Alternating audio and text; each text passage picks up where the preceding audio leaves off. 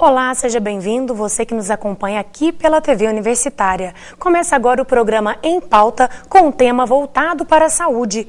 Hoje nós vamos falar sobre transtornos mentais. O que acontece com pessoas que mudam de comportamento de repente? Quais são os impactos na vida do paciente e da família? Para falar sobre o assunto, eu converso com o psiquiatra Dante Galileu, com a psicóloga Tereza Cristina e com a coordenadora municipal de saúde mental, Maria Tereza. Sejam todos bem-vindos ao programa Em Pauta. Doutor, em primeiro lugar, responde pra gente o que é o transtorno mental. Bom, para a psiquiatria, para a medicina, transtorno mental.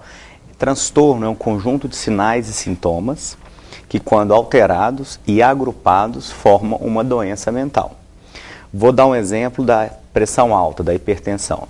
É um conjunto de sinais que você tem pressão subindo, alterações cardíacas, alterações periféricas, não se sabe a causa, sabe-se que há causas variáveis, mas a causa específica não se sabe. Isso é paralelo ao transtorno mental. Muitas vezes não se sabe a causa, na maioria das vezes, no entanto, esses conjuntos de alterações formam doenças diferentes. Geralmente atinge alguma faixa etária, alguma idade, ou uma criança já pode ter um transtorno? Bom, por se tratar de transtornos mentais, nós estamos falando do espectro de doenças mentais. Tudo que altera o sistema nervoso central, ou seja, todas as idades. Certo. Desde a criança de 1 ano de idade até o idoso que já tem os seus 80, 100 anos, né? Tereza Cristina, quais são os transtornos mais comuns que a gente pode detectar aí na sociedade? Na atualidade são os transtornos de humor, os de base ansiosa, nos quais nós temos ansiedade generalizada, transtorno obsessivo compulsivo, os transtornos também depressivos, as pessoas que podem ter uma distimia, que é mais leve, seriam os primeiros sintomas, até uma depressão maior, em que a pessoa tem um quadro grave, de depressão. Então, os transtornos de humor seriam os que mais eu recebo no consultório. Tá. Fala pra gente, Maria Tereza, como que se detecta isso, assim? Como que as pessoas que elas são atendidas, elas sabem, eu tenho um problema mental, ou a família detecta para poder buscar o tratamento? O que a gente orienta em geral, eu acho que o que é possível dizer, que as pessoas fiquem atentas, porque a questão do entorno familiar, do entorno comunitário, ajuda a detectar, quando criança, por exemplo, a escola, a circulação nos espaços sociais, ajuda a detectar alterações comportamentais, alguma coisa que não era presente no comportamento daquela pessoa, como o isolamento, ou às vezes uma agitação fora do normal, Quem conhece aquela pessoa consegue dizer melhor. E aí a procura, sempre por um ponto de acolhimento, seja no serviço particular, se essa pessoa tem a condição ou prefere buscar um atendimento particular, ou na rede pública que está estruturada para acolher, para ouvir essas pessoas e para direcionar as demandas, dependendo daquilo que a avaliação constatar, para o ponto de atenção de melhor competência para atendê-la. Sim.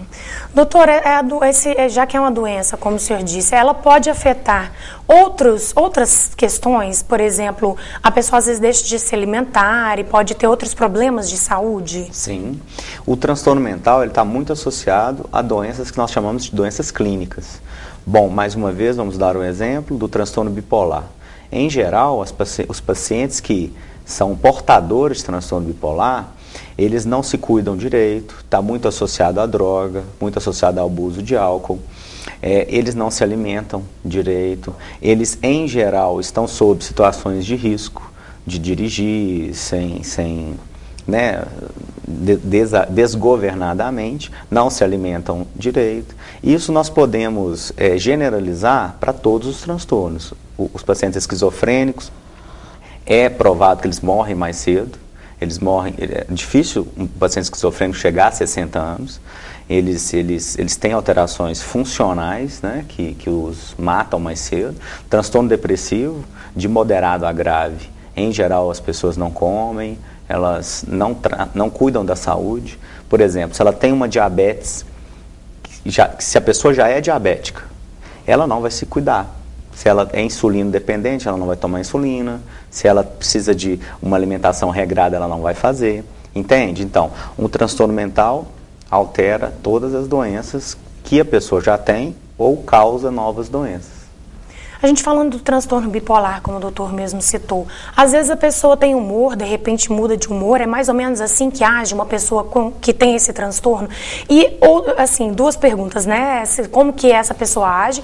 E as pessoas que estão em volta, às vezes, acham que é uma coisa que ela consegue controlar, porém é difícil dela controlar isso, a mudança de temperamento? Nós temos que diferenciar, primeiro, a variação de humor que qualquer um de nós podemos ter, né, sentir tristeza, alegria em momentos, né, da vida ou do dia a dia, e o que vira doença, né? No transtorno bipolar, realmente, assim, é uma doença, inclusive, crônica, em que a pessoa vai ter que se tratar para o resto da vida. Então, a pessoa começa realmente a ter alterações de comportamento e de humor muito exageradas e muito alteradas. Então, essa pessoa, primeiro, ela precisa, né, o que a gente fala de psicoeducação, ela precisa conhecer, né, os sintomas, conhecer o que vai levá-la a ter essas alterações, para quando ela tiver os primeiros sintomas, né, juntamente com a sua família, identificar, para não gerar as crises, os episódios, que muitas vezes são inevitáveis, mas na medida em que ela vai tendo conhecimento do que altera no seu funcionamento, ela já pode evitar muita coisa. Então tem que diferenciar o que é comum do que é um transtorno.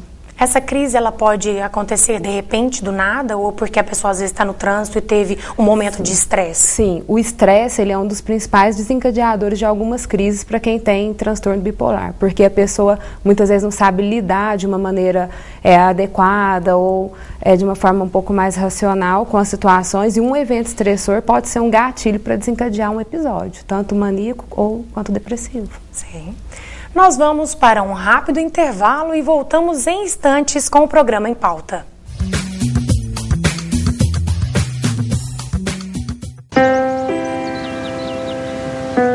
Ei, vocês! Precisam de ajuda? Não, obrigado. Posso ajudar, senhor? Não precisa. Ei, querem ajuda? Não, obrigado. Posso ajudar? Sim. Não fuja dos problemas de ereção. Procure um urologista e fique bem de novo. Com as drogas é sempre assim. No começo, tudo parece uma incrível viagem.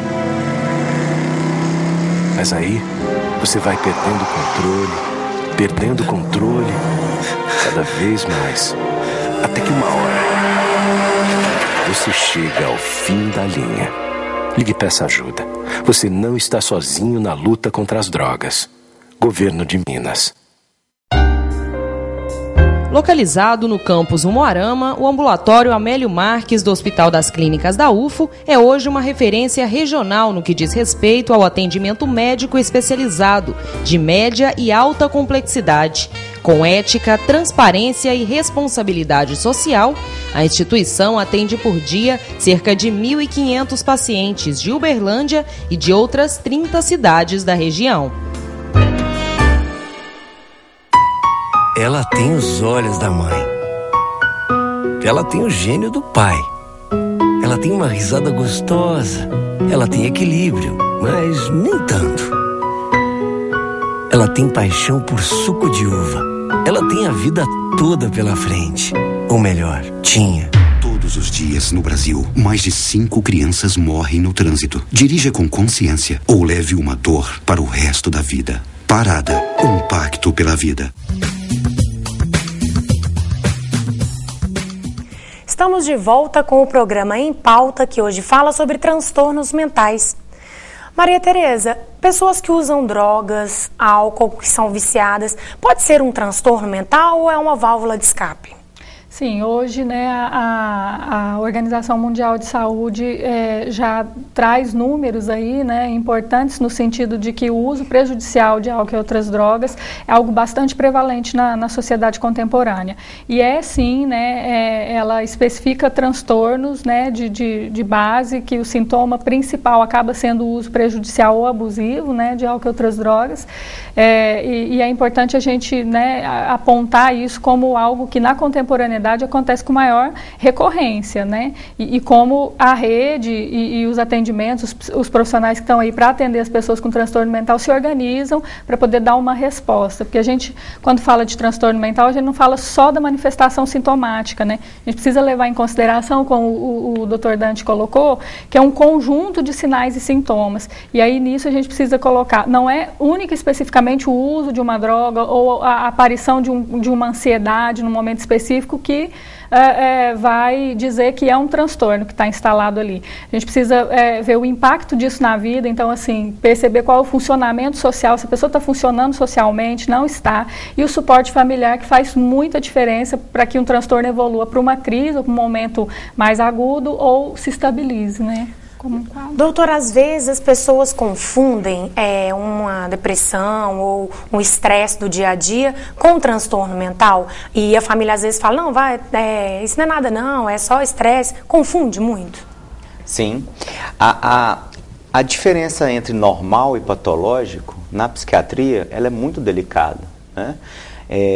Bom, pode ter, é via de mão dupla. Uma pessoa que pode ter alterações normais, digamos assim, dentro do nível esperado, ou seja, tem uma decepção, fica triste, há um fracasso, uma perda, é difícil falar em normal, mas é esperado que ela haja com uma certa tristeza. E quando algo acontece de forma boa, de forma positiva, ela vai ter uma certa euforia. Isso é esperado. No entanto, quando tais características começam a perder o controle, começam a afetar a qualidade de vida, afetar a família, afetar o condicionamento da pessoa, a forma com que ela apreende o mundo, nós já temos que ter um sinal vermelho. Ou seja, já passou o limite, já está alterando a qualidade de vida da pessoa. Aí sim, nós já temos que pensar numa doença mental. Tereza Cristina, é comum surgir pacientes que confundem, que às vezes você começa um atendimento acreditando que seja talvez só um momento de estresse, porém depois tem que aperfeiçoar, ou então talvez até no caso de não psicólogo, indicar um psiquiatra, um tratamento mais intensivo? Sim, geralmente as pessoas nos procuram quando elas estão sintomáticas, né? Como ele diz, já está sendo prejudicial no trabalho, no funcionamento familiar, ou em outros relacionamentos afetivos. Então, às vezes, ela chega até o profissional, tanto nos serviços público quanto privado, com uma sintomática, achando que não é tão grave assim, e muitas vezes já está com estresse crônico, ou já está com um quadro depressivo instaurado, ou com transtornos de ansiedade de base. E a parceria, tanto dos profissionais de psicologia com o médico psiquiatra, é fundamental, porque tem muitos transtornos que não tem nem escolha, tem que ser o tratamento conjunto, né? São interdependentes. Maria Tereza, falando sobre cleptomaníacos, que às vezes a gente já viu até a realidade em novelas, mostrando pessoas que às vezes têm a compulsão em furtar alguma coisa, e pode ser característica dessa doença, ou as pessoas podem confundir pessoas que não têm talvez uma boa índole. Como que fica essa situação? Então, de novo, né, eu retomo aquilo que o Dr. Dante falou, que a linha entre o normal e o patológico é tênue mesmo, né? Assim, o que vai dizendo de uma patologia é a frequência com que esse sintoma se repete, né? A falta de controle sobre o sintoma e a afetação na vida, na qualidade de vida, no funcionamento social. Então, aquilo já passa a ser algo que impede ou atrapalha a circulação dela num comércio ou na casa de outras pessoas, porque você está dizendo aí a cleptomania, que é o impulso, né, de pegar um objeto que não é próprio, né, às vezes objeto, na maioria das vezes, que não tem valor nenhum, não é pelo valor do objeto, mas pelo ato em si de pegá-lo, né, de surrupiá-lo. Então, assim, esse é um sintoma, né, de um quadro que é, em geral, muito mais amplo do que apenas esse sintoma, mas que, dependendo de como isso se apresente, né, isso a gente já pode ir colocando como, sim, é um transtorno a partir do momento que começa a atrapalhar a qualidade de vida, a possibilidade de circulação dessa pessoa. Precisa olhar para isso mais, né, de perto e tentar entender o que é a patologia mais ampla, né, que, na verdade, é uma manifestação de uma patologia maior. Doutor, é frequente numa família ter mais de uma pessoa? É comum mais de uma pessoa que tenha transtornos mentais? Como que é essa situação? Bom, vamos dividir aqui de uma forma didática. Existem os transtornos mentais um pouco mais leves e os transtornos mentais graves, desde a esfera de humor, a esfera esquizofrênica, transtornos alimentares, transtornos de uso de substâncias, transtornos autistas em crianças. A maioria, ou boa parte, dos transtornos graves, autismo, transtorno bipolar, depressão grave, em geral, com sintomas alucinatórios ou não, eu não sei se eu já falei esquizofrenia, mas a esquizofrenia novamente, eles têm uma penetrância genética muito grande. Os estudos mostram que o transtorno bipolar tem mais de 50% de penetrância genética. O que é isso? O pai, a mãe, tios ou irmãos provavelmente terão. E a esquizofrenia, os artigos mostram que é em torno de 60%. É uma doença, sim, nós já sabemos que ela tem comemorativos genéticos, não é apenas genético, né? A psicologia ela é fundamental nisso. No entanto, a genética ela é bem clara para nós que é herdado. Há uma herdabilidade. Não quer dizer que o pai e a mãe vão ter. Quer dizer que há probabilidade de ter. Entende? Daqui a pouquinho nós vamos falar sobre o tratamento e qual é a melhor forma de se recuperar e que essas pessoas, né, não tenham esses problemas. Mas é daqui a pouquinho, logo depois do intervalo, nós voltamos já já.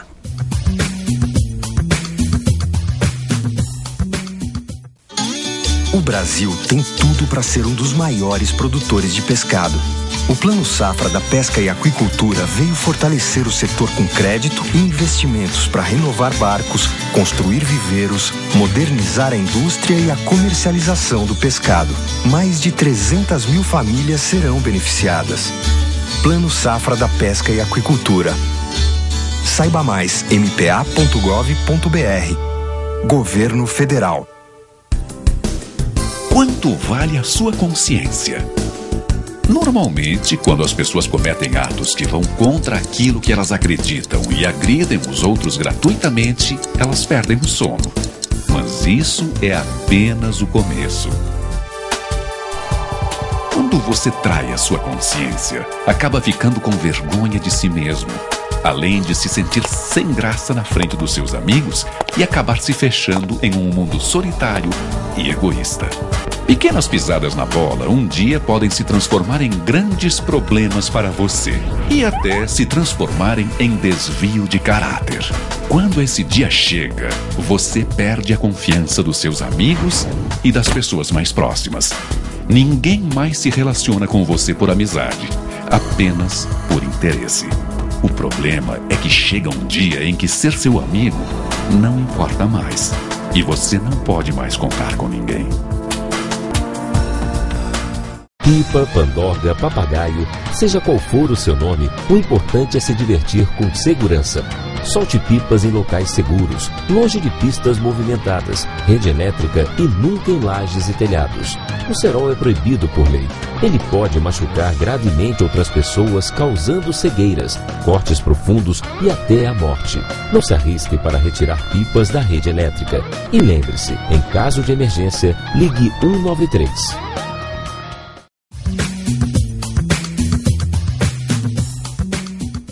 Estamos de volta com o programa Em Pauta, falando sobre saúde e transtornos mentais.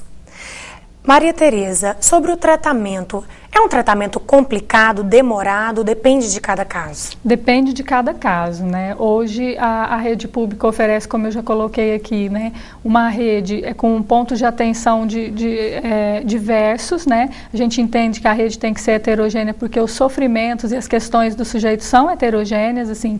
Então, tem pacientes que podem ser acompanhados por conta do transtorno ser mais leve ou moderado, mais próximo de suas residências, lá junto com a atenção atenção primária, nas UAS, nas UBSs, não precisam ir para um serviço especializado, e outros que, dependendo da gravidade do quadro, vão ser encaminhados ou podem chegar por demanda espontânea em qualquer CAPS, né? Hoje a rede de atenção em saúde mental, álcool e outras drogas, está desenhada, né, no município a partir de 5 CAPS e ações em saúde mental em todas as unidades de atenção primária, né? Tem um profissional de referência que ajuda os PSFs, UBSs e UAIs a pensar toda a demanda e a resposta que é preciso, né, dar para o sujeito quando ele chega com alguma queixa de um sofrimento mental.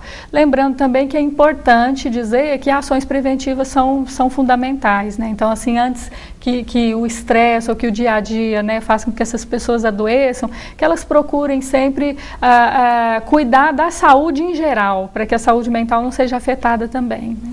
Tereza Cristina, envolve, as pessoas às vezes deixam chegar ao limite, ao extremo, para poder buscar uma ajuda? Às vezes, realmente, o funcionamento global dela já está bem prejudicado, ou familiares estão apontando isso, amigos, ou no próprio trabalho, alguém, né, que seja uma chefia imediata, aponta para a pessoa e pede para que ela busque a ajuda. Eu creio, Vanessa, que as pessoas deveriam cuidar da sua saúde, né, mental, da sua saúde psicológica, quanto cuidam da saúde do corpo. Nós somos um todo integrado, então um funcionamento depende do outro. Então, nesse sentido, questões pontuais que às vezes a pessoa protela, se ela tivesse dado atenção para isso, quando surgiu, ela não desenvolveria problemas mais graves, né? Então, ter uma atenção para isso quando surgem os primeiros problemas. Doutor, sobre o tratamento, envolve o acompanhamento psicossocial, enfim, e também bastante, às vezes, medicamentos, né, que podem fazer até um mal para o organismo? Sim, a doença mental, ela é multidisciplinar. Ela é necessário cuidado com a família, cuidado social, cuidado financeiro, o cuidado da inserção do paciente, tanto na rede pública quanto na rede privada. No entanto, o que a medicina ela defende, e é o que eu pessoalmente gosto muito, é o termo de homeostase. O que significa isso? É um equilíbrio entre as funções mentais e corporais. Esse equilíbrio, ele é atingido através de práticas de qualidade de vida, de práticas tanto esportivas, não ter muitos eventos estressores. Quando essa homeostase, esse equilíbrio é quebrado, há o desenvolvimento de uma doença. Esse é o primeiro ponto. Segundo ponto, medicalização. No passado, a psiquiatria foi muito mal vista. Eu quero até fazer uma propaganda aqui, que a psiquiatria moderna não é mais mal vista. Por quê? Com o advento de medicações melhores, os psiquiatras foram ficando um pouco mais conscientes e nós atualmente, obviamente que eu não estou generalizando para todos os profissionais, estamos muito mais conscientes sobre a medicalização. Não há necessidade mais daquela medicalização de colocar o paciente estático, digamos, babando, né, sem fazer nada. Hoje nós temos que fazer o quê? Estabilizar a doença para que o paciente volte a ter suas atividades. E é esse o nosso objetivo. Não é mais deixar o paciente internado, tanto que o modelo, né, o modelo hoje é um modelo de internação breve. Um modelo no meio aberto, né, que preconiza o tratamento em meio aberto em detrimento a internações de longa permanência. Isso. Né? E o medicamento ajuda muito, porque imagina o paciente em crise, vamos dizer que ele esteja agressivo. Você pode diminuir a agressividade, diminuir o surto, digamos assim, para que na saúde pública ele não precise ficar longo período internado e ficar crônico nos hospitais. Nós podemos mantê-lo fora de casa, fora dos hospitais, desculpa, apenas indo nos CAPs, frequentando o posto de saúde, isso sob efeito de medicação na medida certa. A gente vê muito, às vezes, em filmes que mostram clínicas, que ficam aquele tanto de pessoas juntas, cada um com seus problemas, porém todos juntos. E a impressão que a gente tem é que aquela situação ali vai só piorar o tratamento, que a pessoa às vezes não consegue. É mais ou menos isso o que acontece? Se ele estiver junto à família, tentando viver normalmente o dia a dia, o tratamento avança muito mais rápido? Avança. A saúde mental, ela é hoje, né, de base comunitária, né, e territorial. A gente entende que a circulação social, né, que a pessoa poder estar no entorno com a família, é claro que essa família precisa receber um apoio também, né. Muitos familiares procuram ajuda no sentido de dizer como é que eu lido, né, com isso, com o comportamento do meu filho, do meu irmão, enfim, dentro do ambiente da casa, que às vezes não é um comportamento que oferece risco, mas é um comportamento esquisito, assim, né, e isso gera conflitos, e a família também precisa ser atendida. Na rede de atenção a gente também preconiza o tratamento familiar, assim, o tratamento não é só para a pessoa que sofre o transtorno ou o sofrimento psíquico, né, especificamente, mas para a família, para o entorno. Você acha que a sociedade tem preconceito com essas pessoas que atrapalha, não ajuda, se afasta, discrimina? Preconceitos nós temos em várias esferas, né? Na saúde mental não é diferente. Porém, como o Dr. Dante falou, a Maria Tereza, os profissionais, né, dessa área têm feito um trabalho constante em desmistificar isso e entender isso como algo que faz parte, né, da sociedade, que qualquer um de nós está sujeito, em algum momento da vida, a desenvolver um quadro que de repente, né, nos deixa vulnerável mentalmente.